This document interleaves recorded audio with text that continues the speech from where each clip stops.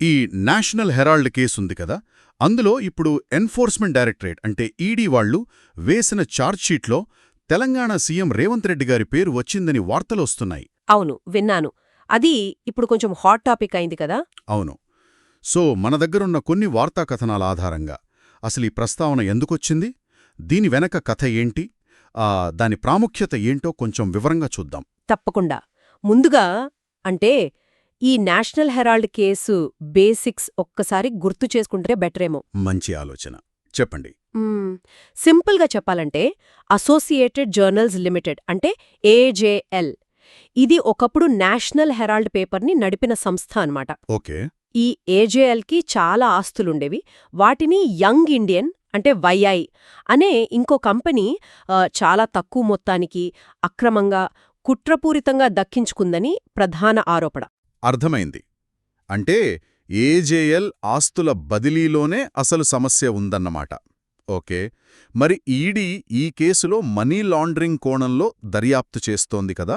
అవును, పిఎంఎల్ఏ చట్టం కింద వాళ్ళిప్పటికే ఛార్జ్షీట్ కూడా వేశారు.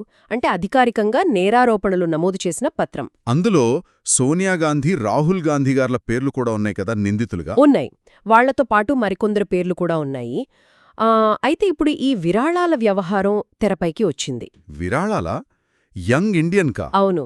ఈడీ దర్యాప్తులో ఏంటంటే ఈ యంగ్ ఇండియన్ సంస్థకు కొన్ని విరాళాలందాయని తేలింది. సరే. కానీ ఇవి పూర్తిగా స్వచ్ఛందంగా ఇచ్చినవి కాదనేది ఈడీ వాదన. అంటే పార్టీలో కొందరు పెద్దలు చెప్పారని, లేదా ఏదైనా రాజకీయ లబ్ధి, వ్యాపార లబ్ధి ఆశించి ఇచ్చారని, లేదా ఒత్తిడి వల్ల ఇచ్చారని ఇలా వాళ్లు ఛార్జ్షీట్లో పేర్కొన్నట్టు సమాచారం. ఓ, అంటే క్విడ్ ప్రోకో లాంటిదన్నమాట. ఎగ్జాక్ట్లీ. అలాంటి అనుమానాలే ఈడీ వ్యక్తం చేస్తుంది. మరి విరాళాల సేకరణ విషయంలోనే రేవంత్ రెడ్డి గారి పేరొచ్చిందా? ఆయన పాత్రేంటి అని ఈడీ ఛార్జ్షీట్ చెబుతోంది. అవును. ఛార్జ్షీట్ ప్రస్తావనల ప్రకారం చూస్తే 2019-2022 మధ్యకాలంలో అప్పుడాయన తెలంగాణ పీసీసీ అధ్యక్షుడుగా ఉన్నారు కదా. అవును. ఆ సమయంలో యంగ్ ఇండియన్ కోసం విరాళాలు సేకరించాలని కోరిన కొందరు నాయకులలో రేవంత్ రెడ్డి గారు ఒకరిగా ఉన్నారని ఈడీ పేర్కొంది. ఓకే. ఇంకా ఎవరైనా పేర్లున్నాయా? దివంగత నేత అహ్మద్ పటేల్ గారి పేరు, పవన్ బన్సల్ గారి పేరు కూడా ఇలాగే ప్రస్తావించినట్లు వార్తలొచ్చాయి. అయితే ఇక్కడ మనం చాలా జాగ్రత్తగా గమనించాల్సిన విషయం ఏంటి? పేరు ప్రస్తావించారో అంతవరకేనా, లేక ఇంకేమైనా ఉందా? ఇక్కడే అసలు విషయం ఉంది. ఇది చాలా చాలా కీలకం. విరాళాలు అడిగిన వారి లిస్ట్లో రేవంత్ రెడ్డి గారి పేరు ప్రస్తావించారు అన్నది నిజమే. కానీ ఈడీ దాఖలు చేసిన ఈ ఛార్జ్షీట్లో ఆయన్ని నిందితుడుగా చేర్చలేదు. ఓకే. అంటే పేరు ప్రస్తావించారు గాని అక్యూజ్డ్ లిస్ట్లో లేరు, అంతేనా? కరెక్ట్. న్యాయ ప్రక్రియలో ఇది పెద్ద తేడా.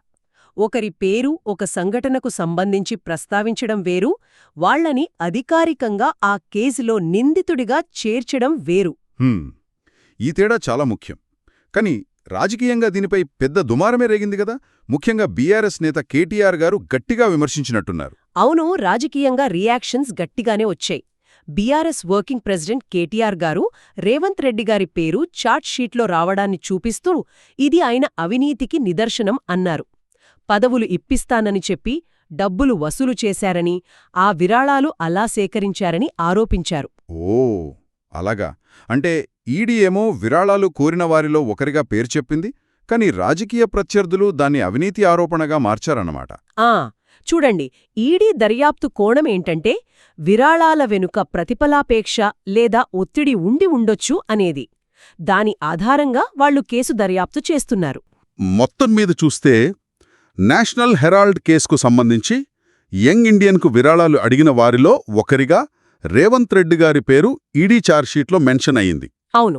దీనిపై కేటీఆర్ గారు రాజకీయంగా విమర్శించారు. కానీ మనం పదే పదే చెప్పుకోవాల్సిన విషయమేంటంటే రేవంత్ రెడ్డి గారు ఈ ఛార్జ్షీట్లో నిందితుడు కాదు, పేరు మాత్రమే ప్రస్తావించారు. ఖచ్చితంగా. ఆ స్పష్టత చాలా ముఖ్యం. ఇక ముగింపుగా ఒక చట్టపరమైన డాక్యుమెంట్లో, ఇక్కడ ఈడీ ఛార్జ్షీట్ అనుకోండి, ఒక వ్యక్తి పేరు ఒక పనికి సంబంధించి అంటే విరాళాలు కోరడం లాంటిదానికి కేవలం ప్రస్తావనకు రావడం ఒక ఎత్తు. అవును. అదే కేసులో అధికారికంగా నిందితుడుగా పేర్కొనబడటం పూర్తిగా వేరే విషయం. కానీ రాజకీయాల్లో ఈ కీలకమైన తేడా ఒక్కోసారి కనపడకుండా పోతుంది కదా. నిజమే. అంటే లీగల్ డాక్యుమెంట్స్లోని విషయాలను, కేవలం ప్రస్తావనను కూడా రాజకీయాల్లో ఎలా వాడుకుంటారు, ఎలా ఇంటర్ప్రెట్ చేస్తారు అనడానికి ఇదొక ఉదాహరణగా నిలుస్తుందేమో.